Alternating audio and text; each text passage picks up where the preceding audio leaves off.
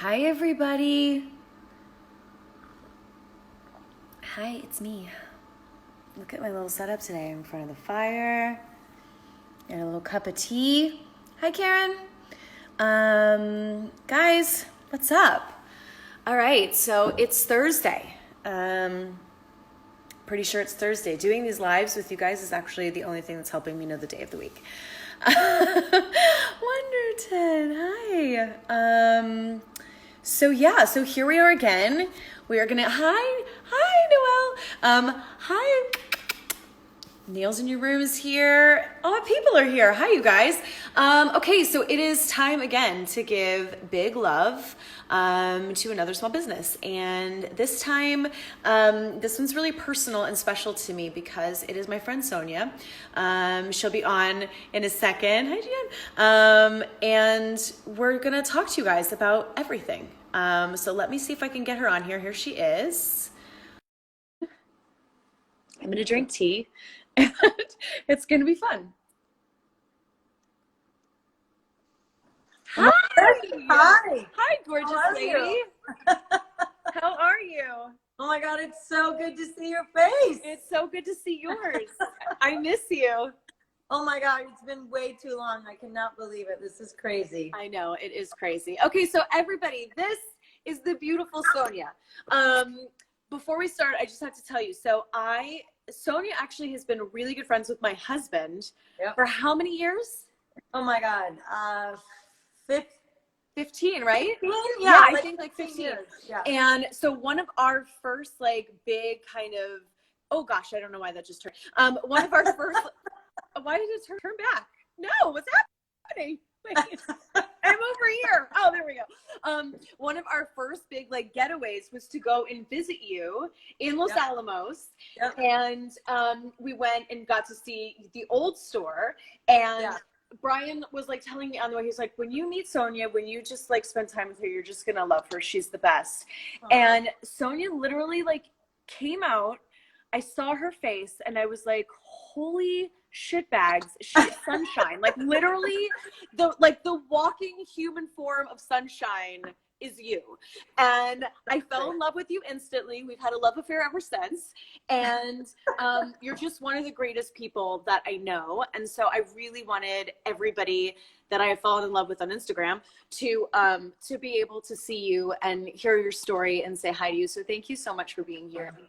Thank you. You know, I was looking through old photos and I found some photos. Not only was, one of the first times we met, that you would come over for dinner and then come to the tasting room, but also you and Brian came over and helped me press wine in the garage. We did. It was my first time. It was what made me fall in love with wine. Speaking of which, look what arrived right before you went live. Oh my God. Sonia's, hold on. Yes. Oh yeah, there you go. Sonia's new rosé arrived, so I will be having that later tonight. Yes. Anyway, so here we are. Please tell people who you are, what you do, where you are right now, and we'll give them a little bit of background and then we'll get into all the other stuff. Great. Thank you. I am in Los Alamos, California right now in the Santa Ynez Valley in Santa Barbara wine country. We're a little one-horse town off of the 101. We like to say that there's a little, the right amount of right and the right amount of wrong in this town, right? Yes, so sort of agreed. Agreed. We're this one-horse town, and great restaurants, great tasting rooms. Again, we're a really quick getaway from Los Angeles. A lot of our wine club is LA and Southern California based. And so, it's such an easy getaway, and I'm a small producer. I source grapes. I don't have my own vineyards, but I work with about 10 to 15 vineyards depending on the vintage. And I'm just at 2,000 cases of wine, and I only work with incredible growers and incredible vineyards here, and collaborate really, really well with the farmers and the vineyard managers because our whole goal is to create something really beautiful and really unique to share with everyone. And it's all about the purity of the relationship and the purity of the land and the purity of the fruit. And that should express itself, in the wine at that point. And you guys, when Sonia says I work, like she uses the word, let me explain to you that this woman owns like some of the tallest waiters I've ever seen in my life for waiting actually in the grape. She let me put on a pair and crush some. I have a video of it, and I will put it up. Oh my God, you have to. She drives like the crane machine. I mean, literally like blood, sweat, tears, hunger, not blood maybe, but like, you know, Yeah. like the heart of this woman is literally in every bottle of wine she makes. And I think that you really get that. Like when you drink your wine, you really get that. It tastes special. It tastes different. Your heart is in it. And then you get to go to her tasting room. Yeah. And then she's there. Yeah, show them. And then she's in there with like her sunshine face and all of her heart. And then you're getting to drink the wine. And then before you know it, you're leaving with your car like filled with cases of wine. You're like, what happened? Like, we hope, right? What alternate universe did I get sucked into today that has brought me so much joy? That's how I feel about your wine. Okay, go ahead. So you're in your, you've had to shut down the tasting room, obviously. Yes. So okay. No one can be open for tastings, rightfully so, right? Like there's no reason. It's all about safety first, you know. But you've been doing virtual tastings. So what is that? We've been trying to do virtual tastings. You know, I mean, I've been doing a couple of Zoom things. We do our speaker series online now every Friday. You know, it's very interesting because so much of what we do is about sort of tactile, touch, feel, drink experience. Yeah. And yet the most beautiful thing about when you're doing a virtual experience is like this, you get to see your face, right? You get to see people's homes. And that is so endearing, you know, people that you haven't seen, you know, and I, you know, was realizing that pretty much everyone that walks in the door, you know, we give big hugs to because we're so happy to see everyone. Yeah. And so now we just have to navigate a different landscape. And I keep saying, over, we're gonna throw a big ass party for sure. Oh yeah, I'm coming. I want to be invited. Yeah, so we are, you know, we're shipping wine. We're shipping for everyone for free right now. You know, everyone is trying to navigate how best to connect. What is the best way to provide? It's not really incentive. It's just about sort of, you know, we all want to help each other, right? Everyone's donating wine. I'm donating wine to, you know, my doctor friends and my, you know, nurse friends that are working in local hospitals to sort of give to their people. You know, we just want to share and connect, and, you know, everyone is in this together. And so we're all trying to find ways, you know, like my good friend Allie, who has helped me set up the website the last number of years, she reached out last week and was like, hey, you know, let me create an online shop for you. And I said, no, it's okay. You know, that's amazing. She's like, no, please let me do this. This is important right now. And so all of those things, everyone is really, really, really trying to help each other. And so yeah, I've seen a lot of that, and it's really beautiful. It's like really, really nice to see. Even some of the people that we've been talking to on here every day, a lot of them are either party planners or, you know, do food for parties and whatever, and they've all like now kind of gotten in contact, and I think are really interested in sort of getting together after this and helping each other out versus, you know, being separate entities. And it's just really nice to see. Like, I do think that is a beautiful ripple effect from all of this, is that I think we're realizing how much more we need to be there for each other in general, not just in times of crisis, you know. And how are you guys doing on the show, and what is that? You know, so we finished the show, and thank God we were one of the ones that like got done early this year, which sometimes doesn't happen for us. Sometimes we don't finish until like April, but we finished early this year. So our episodes are done. I actually have a big episode for my character airing on Monday, and we are just kind of, you know, hoping that we can entertain people with the last, you know, episodes of this season. And then it's sort of unknown. Like, you know, unfortunately, being an actor and working on a show where you have a crew of 70 plus people and actors, you know, are hugging each other and doing kissing scenes and I mean, we have the worst like social distancing job ever. Like, there is no social distancing. We're just all up in everybody's, you know what, all the time. So, so I think I feel really confused about how that's going to work again. I don't know how we're going to do that. I don't know how they're going to get us back, and I don't know how it's going to work. So it feels a little scary. I feel like if I could do anything right now in this time, I would want to be acting, because I have so many emotions inside that I feel like I just have so much to give, but I'm just trying to I'm trying to store them in a little like emotional toolbox somewhere so I can give them to everybody next season and hope that, you know, they will feel that from me. But yeah, it's a really interesting time. But even this sort of, you know, what you're doing with this, and you know, everyone is being so creative and trying to navigate, like, how can I reach out? How can I connect? How can I help people that, you know, are valuable to me and that are trying to navigate this new landscape? And so the creativity of everyone, as you had mentioned, you know, all kinds of freelancers and food prep people and caterers and event planners, like it's really interesting. And so the wine industry and what you're doing now is, you know, again, that's really heartening, because people want to keep going. There will be an end, and everyone is just really trying to sort of make the best of it. Yeah. And I think honestly, that is the human spirit, right? That's the human condition, is that fight to keep going. And the fact that the beautiful lesson that I hope all of these people are learning, that I know that I'm learning about myself, I think even my kids are learning, is our ability as human beings to adjust, to regroup, to reroute, and to still find joy and positivity and goodness in the world, and then to reinvent again. And that's the great part of being a human, right? Is you can always reinvent. And I think that that's what we all have to look at this more as than anything else, is this is our period to reinvent. And, you know, I think it's going to be really interesting to see how businesses stay and change after this. I think that some businesses may find that, like, it is easier to have an online shop or to do some stuff like that, and then, you know, make more personal the things that they choose to do with their customers.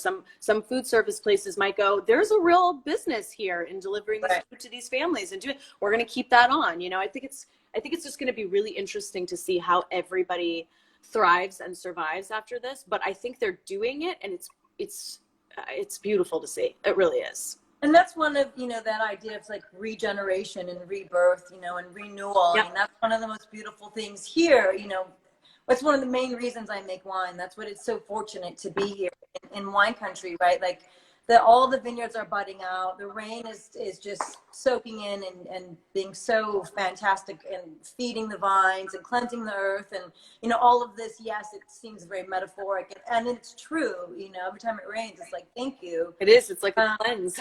Yeah, totally.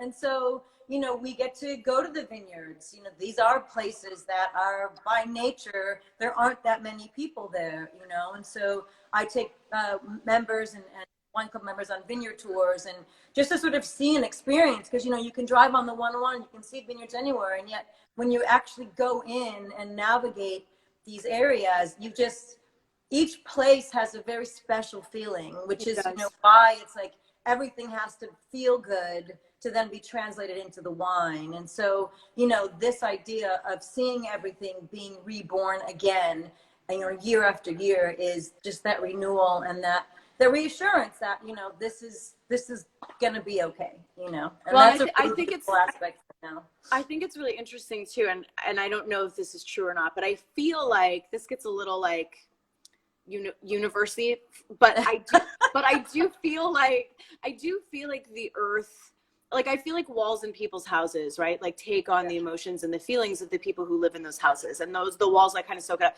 And I do have a belief that, like, the earth right now is soaking in all of this and, like, taking it in. And I thought about that today when I knew that we were going to be talking, and I was like, I can't wait to taste the wine that comes out of all this, like, truly, because with all the rain, with all the extra love and attention that's going to be given to it, all of the true excitement from winemakers who are going to be able to make their product again and then give it to people, and, like, the pure joy and the like baseline vulnerability of the people who are going to be back in your place having wine after all of this, like the accepting place of just like, give me something good and yummy with a story that's different than what I've been through. You know what I mean? I feel like it could be a really intense, beautiful time for wine. I really do. Like, again, that's very university. I get it. No. But that's how I feel about it. Like, I feel like all of this is sort of affecting and infecting kind of everything in such a profound way.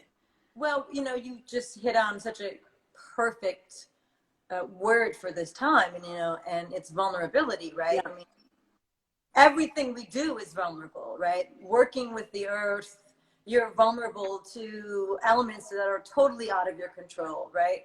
No matter how sort of impeccably all of these vineyards are farmed, there's a measure of not things that you just cannot control, even though your attention to detail is always so spot on. And winemaking as well, I always say, minimal intervention, maximum attention, because you want to let everything kind of do its thing. And yet you have to be so mindful of everything that you're doing. And that vulnerability, in doing this and expressing this, and then sharing it with people and being like, oh, here, I hope you like what I created. I mean, it's not that much different when you're on set and doing something. It's like you have to at some point let it go and say, okay, I'm done, and this is all I can do, and I hope you enjoy it. And so you have to then step back and allow for it to say, okay, I'm hoping for the best. I gave it my best, and I'm hoping for the best. And all of that is true vulnerability, because you no longer can control that narrative once it's out there. And I think that's exactly what we're all doing at home right now, right? Yeah. We're all just going, I'm hoping for the best. And I literally can do nothing else but hope for the best. I think I just made university a word, so I'm pretty psyched about that. I'm really hoping that I get some sort of call, where they're like, oh, it's a new word, university by Jennifer Love. It's going to show up I know on that's not a word, Merriman's people. Webster next morning. Urban Dictionary. Oh my God. If Brian were here, he would be like, you just said university on Instagram. Get off. But the people are still watching, so it's okay. We're still here. We're all university. We're in the university. So tell people, well, first of all, you made JLH wine. I mean, you made it. So do you want to tell people are wanting to know where they can get some? That's A. And then B, do you want to tell them a little bit about the Roussanne and the Chardonnay that we did? And then I want you to show your new stuff and the stuff that you have in the shop that they can order and all of that. Awesome. So, one of the things when making wine and working with vineyards and selecting, again, grapes, vineyards, soil, orientation, people, everything is sort of having an alignment, having a conversation. So when you approached and said, hey, I really want to make a Roussanne and a Chardonnay, we have the conversation of, okay, what are you looking for, right? Because it's not about me making the wine, it's about me translating your vision into something that you're wanting. And I think for us, our aesthetics and our visions were in alignment, and so that really made great sense. And so the Roussanne, I don't know. I know. There you go. Yep. Yeah. The purple. It's the purple flower. Purple flower is drawn by Autumn. Oh my gosh. So from Zaca Mesa Vineyards, literally 10 miles down the road here from where we are right now, not even 8. Old vines, old vineyard, and again, knowing the farming, knowing the farmer. So we did that, and we did half stainless, half neutral barrel, and it was a very sort of simple, pure process. And there's not that much Roussanne that you can find, particularly in California, primarily because there's not that much fruit. There's not a lot of Roussanne vineyards and a lot of acreage available. So people are like, oh, I've never had it before. That's really the reason why. And it's a really sort of delightful, so good, pure, so good, really floral. So we have the Roussanne that you can buy through us at Bobby's. And then we have the Chardonnay, which is the yellow orange flower that also drawn by Autumn. Yes. And this comes from Hilliard Bruce Vineyard. And that's where we made these wines. And you came to bottle and stomped and did all that fun stuff. Yep. You guys saw that on Instagram when I put all that up. Yep. And that is Chardonnay from Hilliard Bruce, all sand, sustainably farmed, really, really, really beautiful site. And so those two are available through us. They're not on the online shop, but you can email us through Casa du Metz Wines, and we can route it through Bobby's and send that off to people. And Somebody's saying right now, how come Atticus didn't draw the label or do another?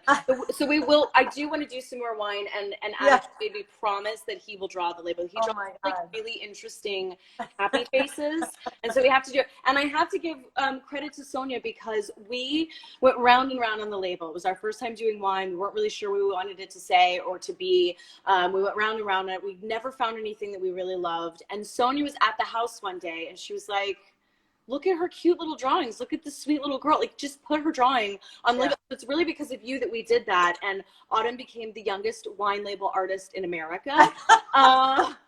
And she tells everybody now, you have no idea like how much. So they did like an art showing thing at her school last year. And she brought in the bottle of wine as her art. It was the cutest thing in the world.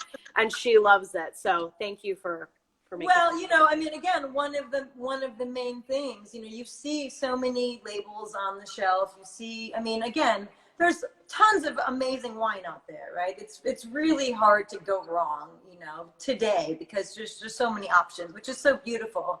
And you know, and yet I always say, like, if you're gonna make wine, you have to have something to say. You have to say something. You have to make it personal. I mean, that's really the whole reason. No one needs another Chardonnay. No one needs another Grenache Blanc. No one needs another Roussanne, right? Except right now. Except right now. Yes. All day, every day. But you know, it is the idea of like you want to do it because you want to send something positive in the world. It's something really personal, and that's why when we're doing all the label stuff, I'm like, hey, just this is so personal. Look at these amazing drawings and scrap everything else and put this on. And it worked so well. I think. It did. And it's been really nice because between your connection with Brian and then you and I connecting and then us knowing you through both of my pregnancies, coming to Los Alamos to like visit and you rub the belly and all of that stuff, it feels like we're all a family, you know? And so the wine really took on that feeling, which has been... which I think was the most special thing about it in the end anyway, besides it's really tasty. Okay, so you guys can get that wine through Sonia, just email her.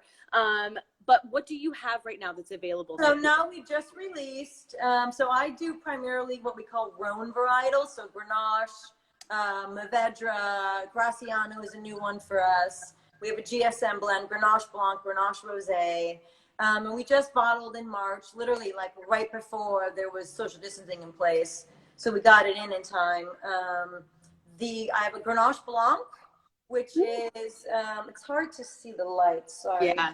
Grenache Blanc, Clementine Carter, Grenache Blanc, 3 vineyards, Lacerte, Kimsey, and Martian vineyards, partial stainless, partial barrel, blah, blah, blah, all that fun stuff. 3 really unique sites that really sort of, I always say this wine is like running through a field of sunflowers. I mean, it's so bright and intense and beautiful. And then we have the new Grenache Blanc, or Grenache Rosé, I should say. You know, I was thinking that, yes. You know, I kept thinking, you know, years ago, like, rosé, like, and people are going to get tired of rosé, and no chance. People, like, I love it.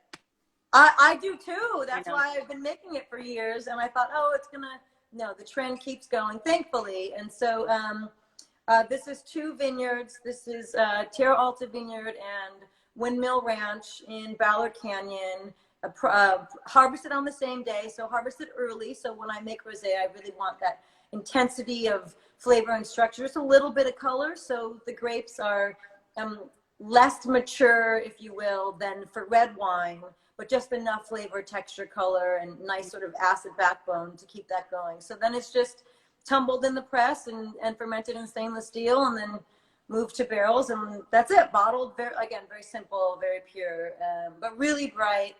This to me, you know, I always talk about tasting notes, and I'm like, you know, raspberries, blueberries, you know, flower petals, all that stuff. Like, and wine is so personal, and everyone should taste exactly what they want to taste, you know. And so when I was thinking about tasting notes for this wine, you know, I kept thinking, I had this really strong memory of when we were kids living in Michigan, and my mom would go on walks in the summer, and we had these big creeks that would flow through our neighborhood, and we had wild raspberries growing. Oh, wow. Raspberries, yeah. She'd come back and like hand me this handful of raspberries, and my hands would be stained, and just this reminded me of that moment. And so I love, associating wines with things that are sort of really positive and beautiful. Yeah, I love that. And then I think what's always sort of super fun is our feminist party. Yo, it's so good, you guys. Yeah. It's one of my favorites. Yeah. And this is sort of a wine of the time, I think. You know, I mean, we have, this is the only blended wine that I do. Everything I do is 100% of that pure varietal. And so this is the only blend of grapes that are together. And it's a Grenache, Syrah, Mourvedre with a little bit of Graciano. And it's sort of an expression of the entire Santa Barbara County growing area. And like we say, it's for radical inclusion.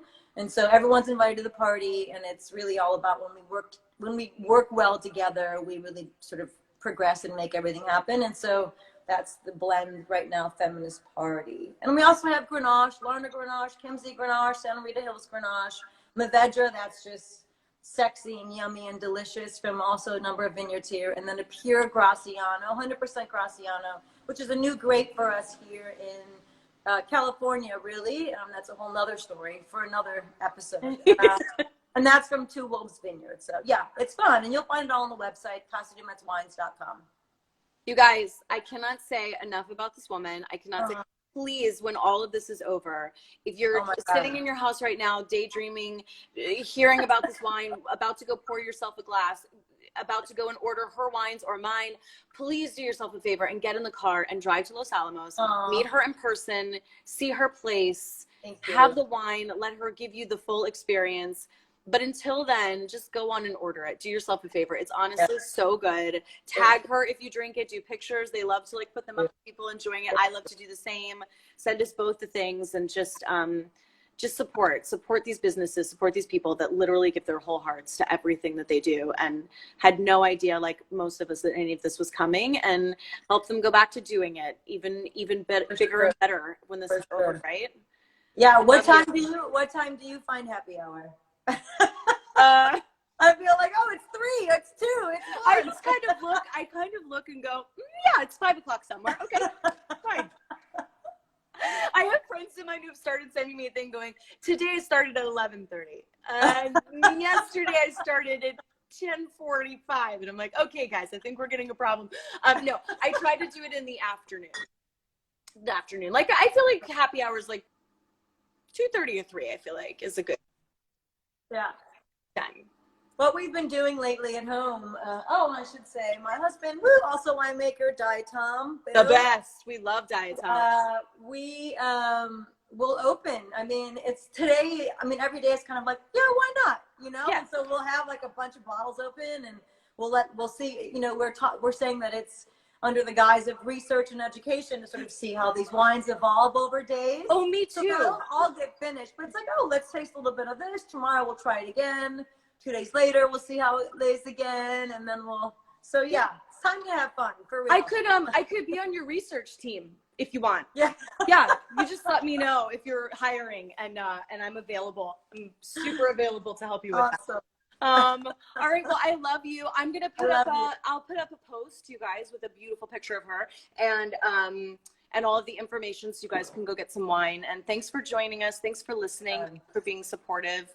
I love you, lady. I can't wait to hug you. I love you. I miss you. Thank you. Miss you too. We're gonna have a good time when this is over, for sure. Be well, stay safe, okay? Love to everyone. Bye, you guys. Bye. Thank you. Bye.